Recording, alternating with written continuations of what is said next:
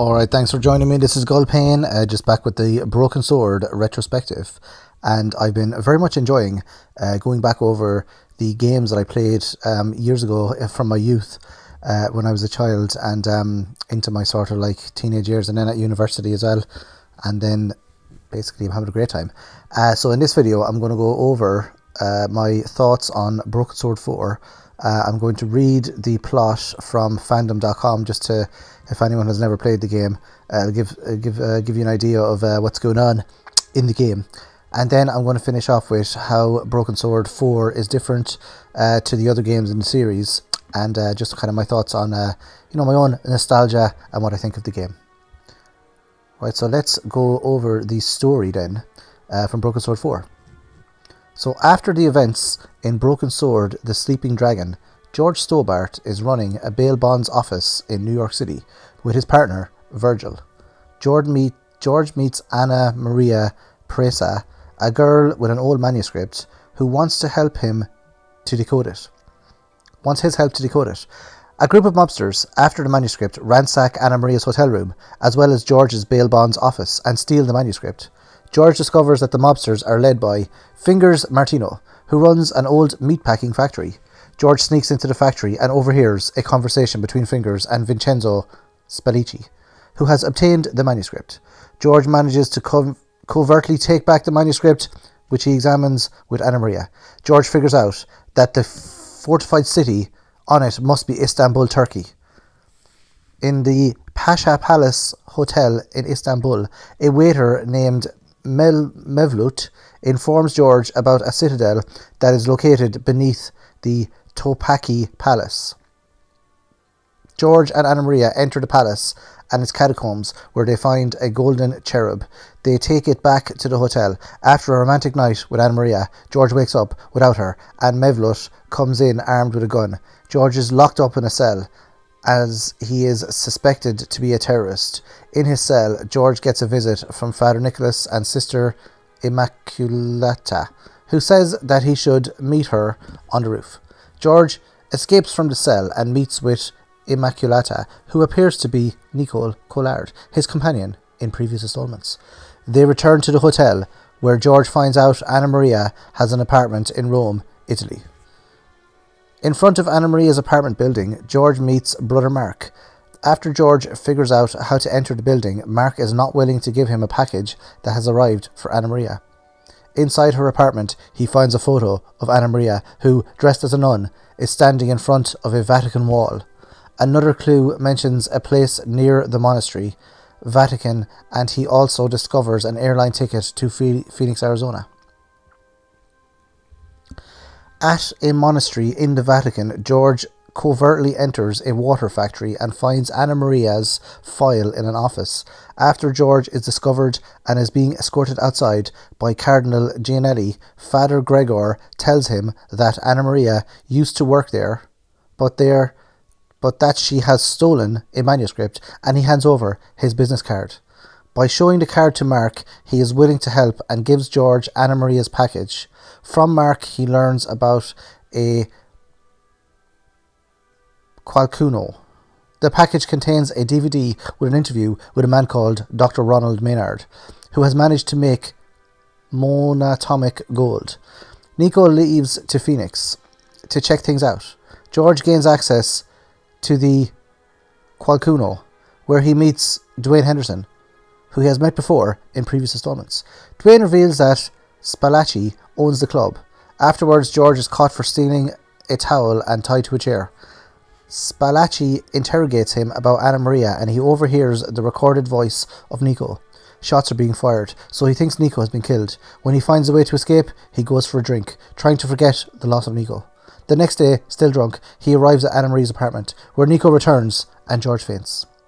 In a flashback scene, Nico explores an old facility in Phoenix, where she is confronted by Spallici's men, but is saved by Maynard. However, Maynard dies after he gets locked in to the centrifuge, and Nico manages to escape by tricking Spallici's men. Back in Rome, Nico informs George that the monatomic gold is being used to build a weapon called the Ark. They return to the monastery and witness Father Gregor shoot Cardinal Gianelli. Nico is taken away and George is knocked out. When he awakens, the dying Gianelli hands over a manuscript in Latin and tells him that the Ark's purpose is to use the monatomic gold to destroy the unbelievers. George goes to rescue Nico and meets Anna Maria in the catacombs, who tells him her side of the story and that the Ark needs a human interface to be activated. George arrives at the ceremony to see Nico chained to the Ark, ready to become the new Angel of Death. Melvut, who is in fact ex-Turkish security and only pretended to be a waiter and priest, enters the scene armed with a gun, but Anna Maria points her gun at him as well. George succeeds in stopping the ceremony in time and frees Nico, but Anna Maria and Melvut shoot each other and die. So that is a quick mistake laden, I must say. A few typos in the old Fandom article there, but if you're citing your source, you gotta cite the mistakes as well. Broken Sword 4 then it's actually, from what I've read, it's people's least favourite Broken Sword. After the previous game, and I believe Revolution made a loss on the previous game, Broken Sword 3, they just released this for PC. I did hear somewhere that it came out like in some territory on the original Xbox, but I don't think that's true. Broken Sword 4 then, it seems less ambitious than the previous games, and the story is not as good. It's focusing too much on like the mafia and stuff. I don't like that at all. The very start of the game, I remember playing Broken Sword 4. I used to have it as my holiday game because obviously I played Broken Sword 1 and 2 when they came out first back in the 90s, and in the early noughties then when Broken Sword 3 came out, I was at university, mid noughties or late noughties, and I played Broken Sword 3 on the PS2, and then I snoozed on Broken Sword 4. I didn't even know it was out for ages because it was on PC, plus I didn't actually have a PC to play it. So I got it I think I got Broken Sword 4 in 2013, a long time after it was out. But and then I used to play it as my holiday game because I kind of, not that I fell out of love with Broken Sword, I still really like the first two games and the third game as well. I have a renewed appreciation for that, but I didn't even know Broken Sword was out. That's how little the fans of Broken Sword are made aware of it, or it must have had a limited release, or I don't know. It's just very, very strange kind of marketing to, for a big fan of the series to not know the game was out. And so I bought the game anyway, and I had a computer I played it on, a laptop that I got from university because they didn't have enough computers in the university for all the students, so they just gave us computers. And then I remember playing it on that, and I brought the computer on a holiday with me. I always remember being in Tenerife, and go out, do a bit of sunbathing, and then come back in when you're kind of going in the shade in a while. And I played Broken Sword 4 for a couple of hours, or if we were not doing that in the evening, and my girlfriend at the time would have been watching Geordie Shore or something, I was playing Broken Sword 4. So I remember playing it, and then I transferred the disc to a new computer I got, but then because it was such an old game, the new computer couldn't run it properly, so then I had to get a patch for it. All the characters basically, some of them were just instead of being polygon models or whatever, the 3D models, they were just sort of the outline of them, and they were just all coloured in black or white, so they weren't actually, it was just a graphical fault. The game seemed to run okay. The frames was 2 frames a second or something, but yeah, it didn't, it ran okay, but the graphics were all broken in it. So then I tried to download the patch, and then it wouldn't work, so then I couldn't actually get the game to work properly, so I could complete it. So I never actually completed Broken Sword 4. I did watch someone online, go through the game and play it, because I was right at the end of it, but I didn't actually manage to complete it. So when I replayed it recently, I couldn't get it to work either, so I had to actually watch someone play it. So I believe it is available on Steam and GOG, but I don't have access to those because I don't have an account on them, and I don't have a Steam Deck or anything. I'm strictly a console kind of player, PS5 and Xbox and stuff like that. So I must check if it's out on those, but I did try to replay it, but I ended up sort of just watching someone play it, which wasn't as good. I still have my own copy of it, my battered copy of Broken Sword 4 for the PC, but now none of the computers I actually have now have a disc drive. I do have an old one, an old PC that has a disk drive, so I could probably play it on that, but that was the one where I had to download the patch, and I don't know if I got the patch to work. So I'll end up trying it. But my memories of Broken Sword 4 are great. You know, it's only like maybe 10 years ago when I started playing it and got really into it. But it kind of, I don't know, I just couldn't get into it as much as Broken Sword 1 and 2. Again, as I've said before, it could be because when I played Broken Sword 1 and 2, you know, I was really young, I had a lot of time on my hands. I wasn't following a guide either, so I could basically, you know, I was free to check every single nook and cranny of every screen, and that kind of got me, you know, well acquainted with Broken Sword 1 and 2.